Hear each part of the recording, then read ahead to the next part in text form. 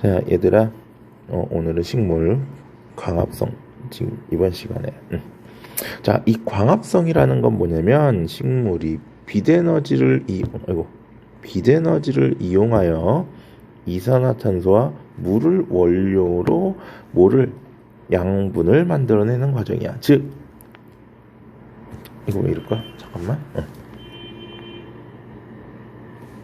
에너지를 어떻게 한다? 흡수하더라. 그래서 이산화탄소와 물이 재료, 반응물 또는 재료고요. 에너지를 뭐 한다? 흡수해서 포도당과 산소, 생성물 또는 결과, 이렇게 우리가 얘기를 할 수 있다라는 거죠. 자, 그러면 얘들은 뭐냐 보면은 어디서 일어나느냐? 엽록체라는 곳에서 일어나. 이 엽록체는 어디에 있느냐면 식물 잎에 주로 존재하는데, 잎에서도 굳이 지금 식물의 주로 잎에 있고요.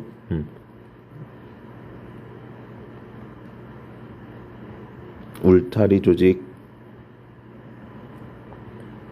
해면 조직, 공변세포의 존재를 하더라라는 거. 울타리 조직, 해면 조직, 공변세포에 이 엽록체들이 많이 들어있고, 이 외의 세포들에는 크게 없습니다. 엽록체에서 일어나고요. 아까 얘기했어. 필요한 요소는 반응물이지. 이산화탄소와 물, 이거는 재료. 그리고 에너지로는 태양으로부터 오는 빛 에너지가 필요하더라. 그 다음 생성되는 물질은 포도당과 산소. 자, 그래서 포도당은 광합성 결과 처음으로 만들어지는 양분이고, 얘들은 녹말로 저장한다. 녹말로 저장을 한다. 그래서 뒤에 다시 한번 나오겠지만 포도당으로 만들었다가 녹말로 저장합니다. 언제? 낮 동안에. 그리고 밤이 되면 설탕으로 체관을 통해 이동하고 최종적으로 다시 어디로? 녹말, 기관, 예를 들면 열매라든가 뿌리, 줄기로 이동을 해서 거기서는 다시 녹말로 저장을 하더라. 그래서 포녹설록, 이게 만들었다 저장했다, 이동했다 저장했다.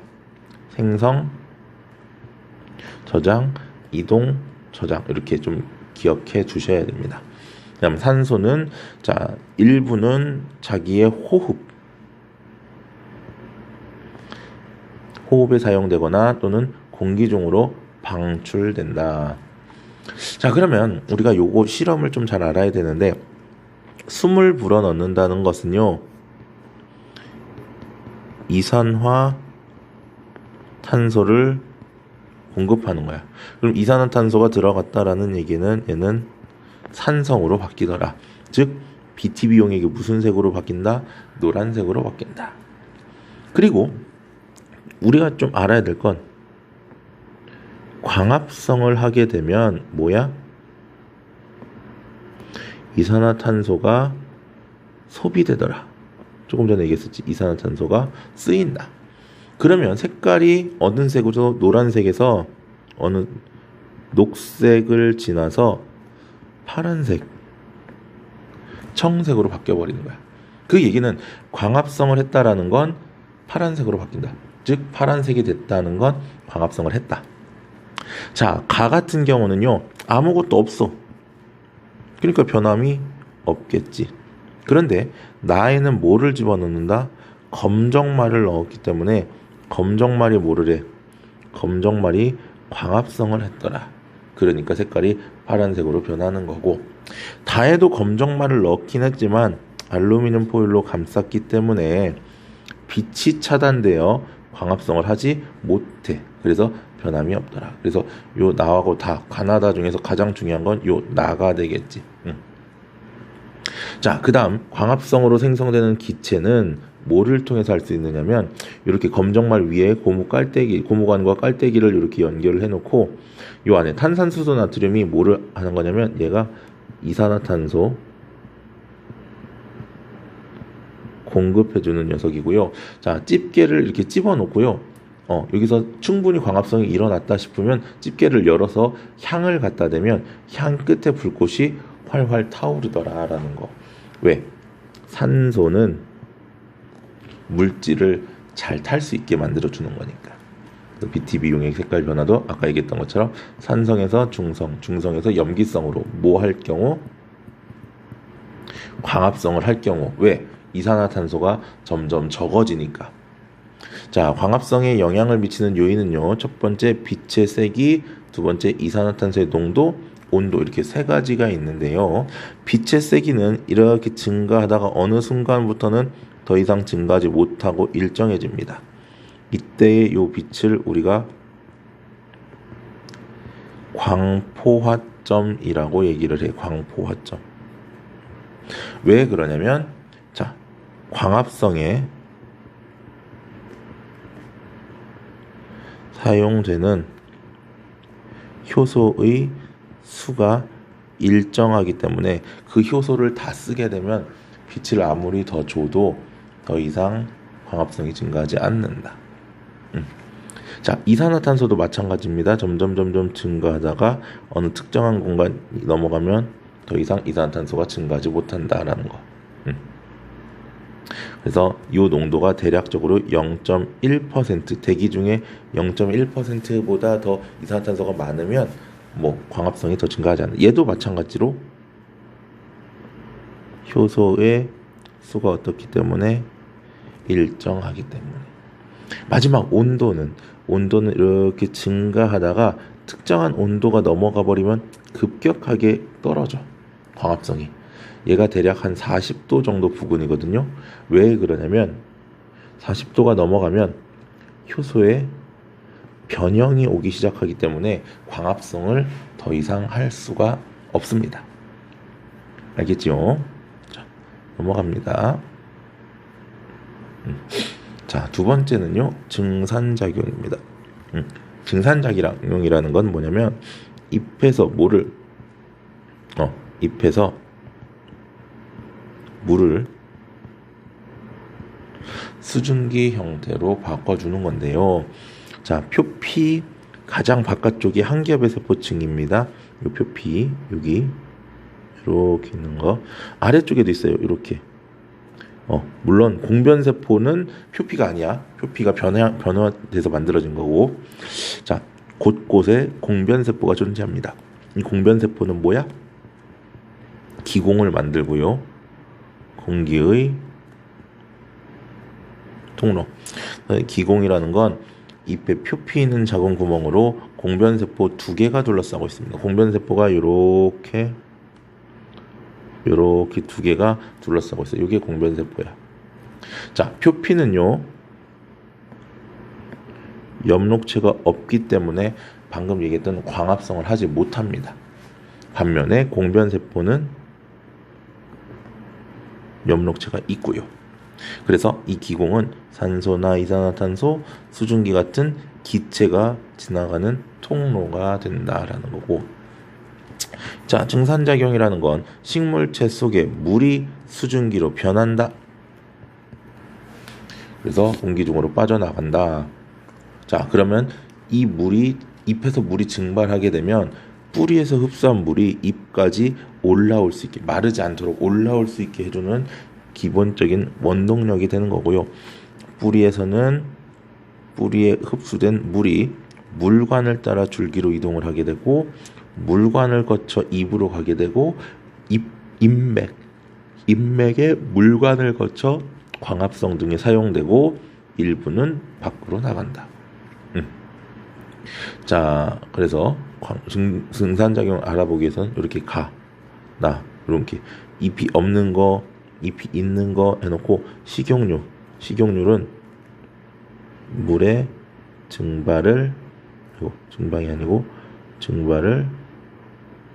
방지해준다. 그래서 식용률을 떨어뜨리는 까닭은 증발을 막기 위해서이더라. 그리고 이렇게 비닐봉지를 쌓는 경우가 있어. 이거를 다라고 보면은 가장 많은 증산작용이 일어나는 곳은 그 다음 이런 순이 되겠지. 왜? 요 안에 기체 수증기가 가득 차게 되면 더 이상 증산작용이 어렵기 때문에. 됐습니까? 그래서 잎에서 증산작용이 일어나는 걸 확인하는 실험을 하는 거고. 자, 기공이 그럼 열리고 닫히는 과정에 의해서 증산작용이 조절이 되는데, 기공은 공변세포의 모양에 따라 열리거나 닫힙니다. 자, 이렇게 열리는 건 낮, 닫히는 건 밤. 낮에는 이 공변세포에서 뭐를 한다? 광합성을 하더라. 그렇기 때문에 뭐가 생성된다? 포도당이 생성이 되고요. 광합성에 의해서 앞에서 얘기했었지. 포도당이 생성되면 주변에 물이 흡수됩니다. 그러니까 주변에 있는 물들이 이 공변세포로 이렇게 들어오는 거야. 그러니까 공변세포가 부피가 팽창을 하게 되고, 안쪽은 이렇게 세포벽이 두껍고 바깥쪽은 얇기 때문에 안쪽 세포벽이 두껍기 때문에 이렇게 바깥쪽으로 팽창을 해서 기공이 열리게 된다라는 거지. 그래서 낮에 열리고 밤에 닫힌다. 우리 그냥 일반 가게, 슈퍼 같은 거랑 똑같아. 낮에 열고 밤에 닫는.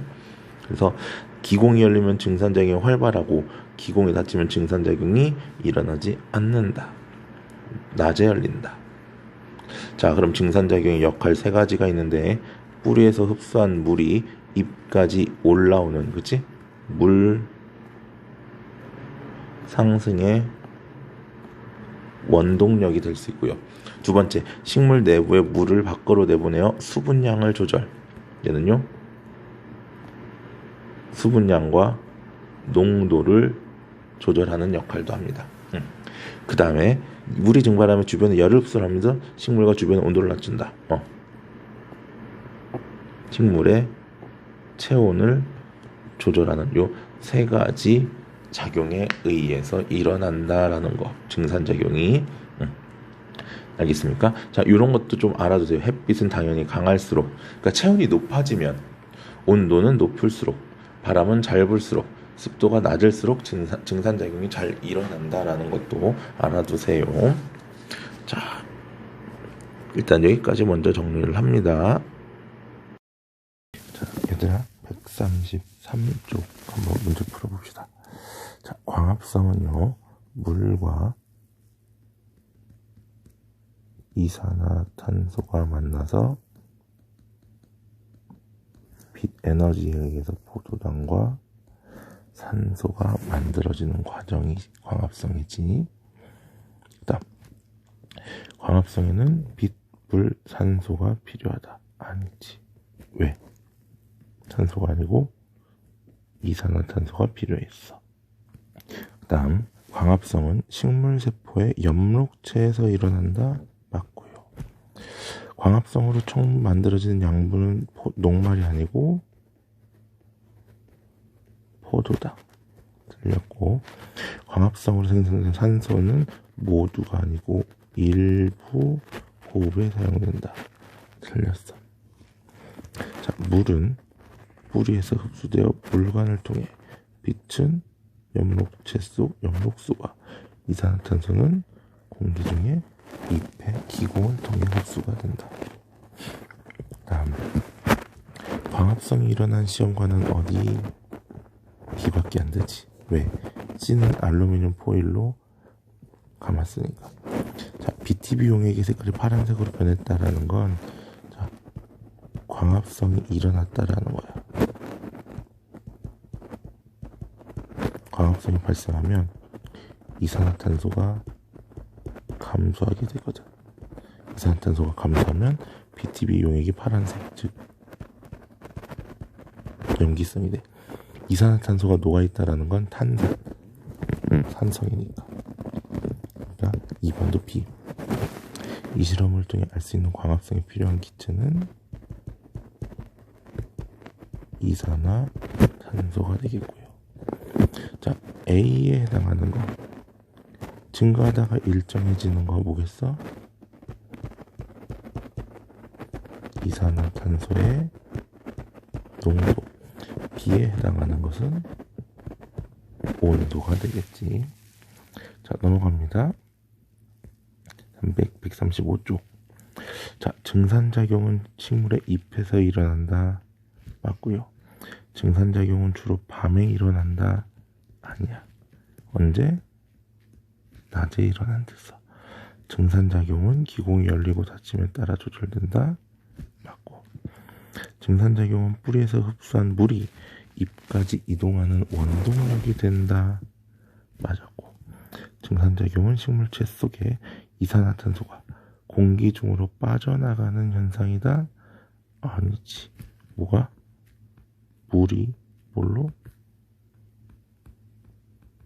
수증기 형태로 빠져나가는 거였고. 자, 7번. 증산작용이 활발할수록 수면의 높이가 낮아진다. 그치? 물들이 수증기가 되어서 이렇게 빠져나가니까 나보다 가에서 물이 더 많이 줄어든다.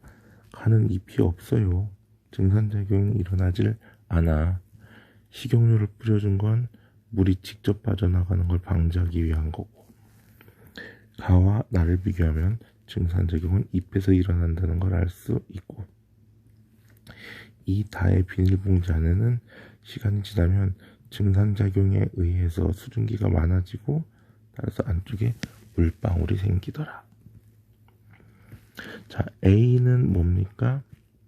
A는 공변세포, B는 기공. 자, A는 안쪽 세포벽이 바깥쪽 세포벽보다 두꺼워 진하게 보이며 엽록체가 있어서 초록색으로 보인다. B는 주로 낮에 열리며 B가 열릴 때 증산작용이 활발하게 일어난다. 9번.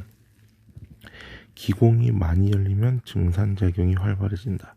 이때 뿌리에서 흡수한 물이 잎까지 상승하고 열린 기공을 통해 공기 중에 이산화탄소가 많이 흡수되므로 광합성도 활발하게 일어난다. 이어서 2단원 식물의 호흡에 대해서 넘어갑니다. 자, 이번에는 식물의 호흡입니다. 자, 호흡이라는 건 식물과 동물 모두 하는데, 얘들은 살아가는데 필요한 에너지를 얻는 과정을 우리가 호흡이라고 불러. 우리 이미 소화순환 호흡 배설과 관련해 가지고 마지막에 세포호흡이라고 했던 거 기억나지? 세포호흡과 똑같다라고 보면 됩니다. 그래서 포도당과 산소가 재료를 이용하여 이산화탄소와 물을 만들고 주변으로 에너지를 만들어낸다, 방출한다. 이 에너지가 생명 활동에 이용이 된다. 동물 같은 경우는, 식물도 마찬가지지만 생장이라던가, 동물 같은 경우는 발성, 소리를 내는 것, 이런 것들이 전부 요 에너지를 통해서 이용이 되는 거고. 자, 요게 중요합니다. 광합성과 호흡은요, 완전히 반대입니다. 광합성은 이산화탄소와 물을 가지고 포도당과 산소를 만들어내는 과정이었다면, 그리고 에너지도 흡수했다면, 호흡은요, 반대로 포도당과 산소를 이용해서 이산화탄소와 물을 만들면서 에너지를 방출하는 과정입니다. 흡수 방출 이렇게. 그러니까 광합성의 재료가 이산화탄소의 생성물이 되는 거고, 광합성의 생성 결과물이 호흡의 재료가 되는 거고, 호흡의 결과물이 다시 광합성의 재료가 된다라는 거. 자, 그러면 광합성 같은 경우는 낮에만 일어났다면 이 호흡은 낮과 밤에 관계없이 항상 일어납니다. 호흡이 멈추면 죽어. 그래서 필요한 물질, 포도당과 산소, 그러니까 얘들은 광합성 결과물이 되는 거고, 생성되는 물질, 이산화탄소, 물론 물도 있어요. 얘들은 광합성 재료지. 광합성 재료나 호흡에 생성되는 물질, 그다음에 광합성 결과물, 호흡에 필요한 물질이 똑같더라. 자, 그래서 시금치를 하나는 시금치를 넣어놓고, 자, 얘는 어두운 곳에 둡니다. 그 이유는 광합성을 못하게 하기 위해서. 그리고 얘는 아무것도 없어요. 그리고 여기다 석회수를 놨더니 요 녀석이 어떻게 되겠어? 뿌옇게 흐려집니다. 자, 그 얘기는 뭐가? 이산화탄소가 발생했더라. 그러니까 아까 호흡의 결과물인 기체는 꺼져가는 향 또는 향불을 갖다 댔었지만 광합성 결과 기체를 확인하기 위해서는 향불을 갖다 댔지만 이 호흡의 결과 기체를 확인하기 위해서는 석회수를 갖다 놓으면 됩니다. 그래서 이 광합성과 호흡은요, 광합성은 엽록체가 있는 세포, 주로 잎이었고, 호흡은 모든 세포, 얘는 뿌리, 줄기, 잎 상관없이 모든 세포에서 다 일어납니다. 그리고 일어나는 시기는 낮에만 일어나지만 얘는 24시간 항상 편의점 같은 거예요. 편의점. 그 다음에 기체 출입은 에너지를 이산탄소랑 산소를 방출하고, 그 다음에 얘는 이산탄소 흡수 산소 방출, 산소 흡수 이산탄소 방출, 완전히 반대지요. 우리 호흡할 때 이산화탄소 나가는 거랑 식물도 똑같습니다. 이산화탄소가 나가요. 산소 흡수하고. 그러면 광합성은 반대. 광합성, 양분을 만들어서 에너지를 저장하는 반면에 이 호흡은 양분을 분해하여 에너지를 생성하더라. 그래서 기체 교환도 낮과 밤의 반대로 일어나는데, 낮에는 광합성량이 호흡량보다 많습니다. 그래서 이산화탄소가 들어오고 산소가 나가는 것처럼 보여. 물론 일부 산소가 다시 들어오고 이산화탄소가 다시 나가기도 합니다만, 그래도 광합성량이 훨씬 더 많기 때문에 이산화탄소를 어떻게 한다? 흡수하고 산소를 방출하는 것처럼 보인다라는 거지. 겉으로 봤을 때 이 양이 더 많으니까. 반면에 밤에는 빛이 없기 때문에 광합성이 일어나지 않아서 호흡만 일어납니다. 즉 산소가 들어오고 이산화탄소가 나가요. 그리고 여기 나온 것처럼 아침 저녁은요, 약한 빛이 있기 때문에 광합성량과 호흡량이 같더라. 따라서 겉으로 봤을 때는 기체의 출입이 없는 것처럼 보여. 실제로 없는 건 아니야.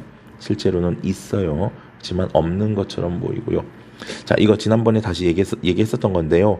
엽록체에서 광합성으로 만들어진 포도당은 잎에서 사용되거나 일부가 녹말로 바뀌어 저장이 됐다가 설탕으로 바뀌어 밤에 체관을 통해 각 기관으로 운반이 되고, 다시 여기서 사용이 될 때 녹말 형태로, 즉 사용하고 남은 양분들은 뿌리, 줄기, 열매, 씨 등에 저장이 된다. 녹말 형태로. 꼭 녹말이 아닌 것들도 있지만 대부분은 녹말 형태로. 그래서 포도당, 녹말, 설탕, 녹말, 요거 기억해 두세요. 설탕. 그래서 포도당, 녹말, 설탕, 녹말, 이렇게 기억을 조금 해 두시면 좋겠고요. 요 환상바퀴 실험이라는 것은 체관을 벗겨내는 거야. 체관이 밖에 있거든. 체관을 벗겨내면 위쪽에서 잎에서 만든 양분들이 아래로 못 내려가니까 요 위에 쌓여, 두꺼운 부분에. 그래서 위쪽이 이렇게 볼록해지는 그런 현상이 이 환상바퀴 실험입니다. 결국은 얘들은 체관을 통해서 영양분들이 위에서 아래로 내려감을 알 수 있다라는 거지. 자, 이렇게 해서 식물에 대해서 두 번에 나눠서 얘기를 했고요. 남은 수권이라던가 비열 등은 다시 또 선생님 강의 찍어서 올릴게요. 수고했어. 이것도 다시 꼭 정리하고 문제 푸셔야 됩니다.